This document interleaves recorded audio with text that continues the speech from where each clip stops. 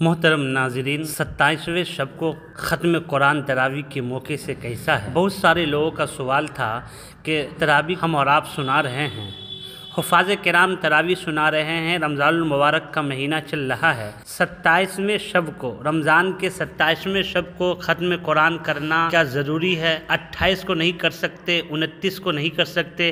آئیے سب سے پہلے جامعہ اسلامیہ بیرونی ٹاؤن کا فتویٰ دیکھتے ہیں کیا ہے، اس کے بعد دارالعلوم دیوبند کا فتویٰ بھی ہم دیکھیں گے۔ سوال کیا فرماتے ہیں علماء کرام و مفتیان اس مسئلے کے بارے میں؟ کسی عوام آدمی کا یہ کہنا کہ تراویح میں ختم قرآن کے لیے تاریخ مخصوص کرنا 27 یا 29 یہ بدعت ہے اور قرآن اور حدیث سے ثابت نہیں ہے، کیا اس طرح کہنا ٹھیک ہے؟ کیا تراویح میں ختم قرآن کے لیے طاق رات کا انتخاب اور استحباب بدعت ہے؟ کیا طاق رات کو ترک کر کے 26-27 کو ختم کرانا ثواب سے محرومی نہیں؟ الجواب، اگر 27ویں تاریخ یا 29 تاریخ کو ختم قرآن کریم اس نیت کے ساتھ کیا جاتا ہے کہ اس تاریخ کے علاوہ تراویح میں ختم قرآن کریم ٹھیک ہی نہیں، تو اس نیت رکھنے کے باعث یہ عمل بدعت ہوگا، لیکن 27 یا 29 کو قرآن کریم ختم کرنے میں یہ نیت نہیں ہوتی ہے۔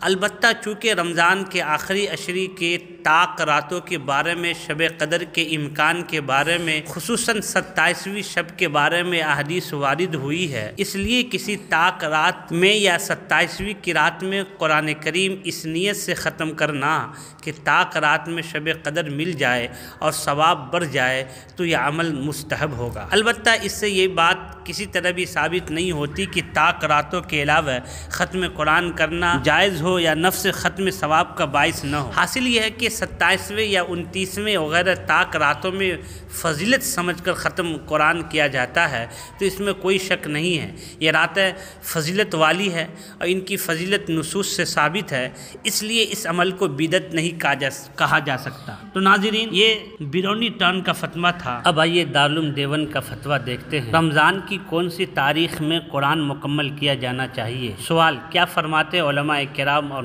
مفتیان اعظام اس بارے میں کہ ہمارے یہاں رواج ہے کہ رمضان میں 10 یا 15 دنوں میں قرآن جلدی پڑھا کر ختم کر دیا جاتا ہے اور پھر باقی دنوں میں 3 یا 4 آیات یا علم ترا پہ ہی جلدی 20 یا 25 منٹ میں تراویح پڑھا دی جاتی ہیں۔ کیا ان چھوٹی تراویح کی کوئی شرعی دلیل ہے؟ یہاں بعض علماء جواز پیش کرتے ہیں کہ لوگوں کی استطاعت اتنی نہیں ہے کہ سارا رمضان قرآن پڑھا جائے، تو کیا دین میں لوگوں کی استطاعت کا محتاج ہے؟ برائے کرم تفصیلی جواب سے مشکور فرمائیں۔ الجواب، یہ طریقہ مناسب ہے۔ حضرت عثمان غنی رضی اللہ تعالیٰ عنہ کے بارے میں منقول ہے کہ وہ 27ویں شب میں قرآن ختم فرماتے تھے۔ ہمارے بہت سے اکابر کا یہ معمول رہا ہے کہ وہ آخر شب تک قرآن ختم کرتے تھے۔ اسی میں کئی فائدے ہیں۔